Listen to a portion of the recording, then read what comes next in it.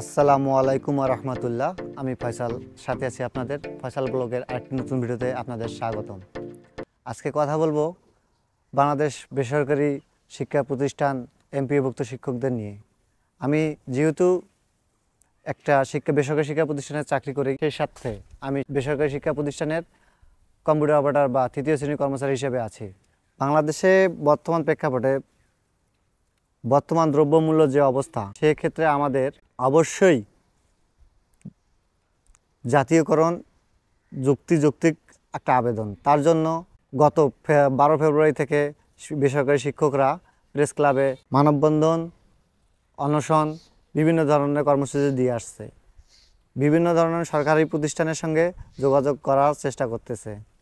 মাননীয় শিক্ষা উপদেষ্টার কাছে আকুল আবেদন যে আমাদের বেসরকারি শিক্ষা প্রতিষ্ঠানের বেসরকারি শিক্ষা প্রতিষ্ঠানের শিক্ষক কর্মচারীদের অবিলম্বে জাতীয়করণ করতে হবে। আমাদের মূলত জাতীয়করণের মূল সমস্যা হচ্ছে, মূল বাধা হচ্ছে আমাদের নিজেদের লোক। এখন এই সবার মধ্যে এক কাজ করতে হবে, সকলকে একত্রিত হয়ে কাজ করতে হবে, সকলকে দলমত নির্বিশেষে হয়ে একত্রে কাজ করতে হবে। সবচেয়ে বড় কথা, আমাদের নিজেদের মধ্যে দলাদলি বন্ধ করতে হবে, সকলকে একত্রিত হয়ে আন্দোলনের নাম ঝাঁপিয়ে পড়তে হবে। এইটাই সুযোগ, এইটাই সময়, সুবর্ণ সময়। এই সময়ের মধ্যে আমাদের দাবি আদায় করে নিতে হবে। আমাদের দাবির মধ্যে বর্তমান যৌক্তিক একটি দাবি দিয়েছে হচ্ছে আপনার এসএসসি পরীক্ষা বর্জন। এটি একটি যৌক্তিক দাবি হতে পারে জাতীয়করণের জন্য। তাই আপনারা এখনই ক্ষমতার লোভে বা পদবীর লোভে যে আপনারা যে আন্দোলনে বিঘ্ন ঘটাবেন, দলাদলি বন্ধ করুন, কাদা ছিঁড়াছিঁড়ি বন্ধ করুন, এখনই মাঠের মধ্যে না ঝাঁপিয়ে পড়ুন, আন্দোলনকে বেগবান করুন।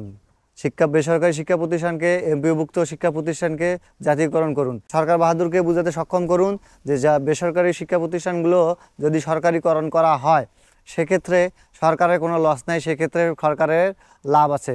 বেসরকারি শিক্ষা প্রতিষ্ঠানের সকল ফান্ড থেকে, টিউশন ফি, বিভিন্ন ফান্ড থেকে যে কালেকশনগুলো করা হয়, ওই সমস্ত ফান্ডগুলো যদি সরকারি কোষাগারে নেওয়া হয়, সরকারি মান্থলি পে অর্ডার যেটা বলে, সে মাসিক যে আমাদের এমপিও দেওয়া হয়, সেই পরিমাণ টাকা দিয়েও আমাদের কাছ থেকে যে শিক্ষা প্রতিষ্ঠানের যেগুলো টাকা কালেকশন হয়, ওই টাকাগুলো যে সরকারি কোষাগারে নেওয়া হয়, আহামরি সরকারকে ঠিক ক্ষতি হবে বলে আমি মনে করি না।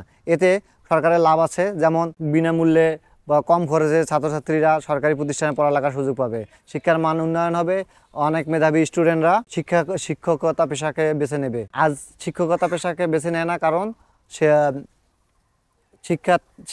শিক্ষকতা পেশার মর্যাদা কম, শিক্ষকতার যোগ্যতার জীবন মান উন্নয়নে খুবই দুরভিসহ অবস্থায় আছে শিক্ষকরা।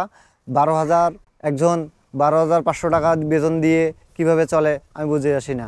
তাই সর্বোপরি শেষ কথা বলতে চাই, জাতীয়করণ করতে হবে সকলকে দলমত নির্বিশেষে।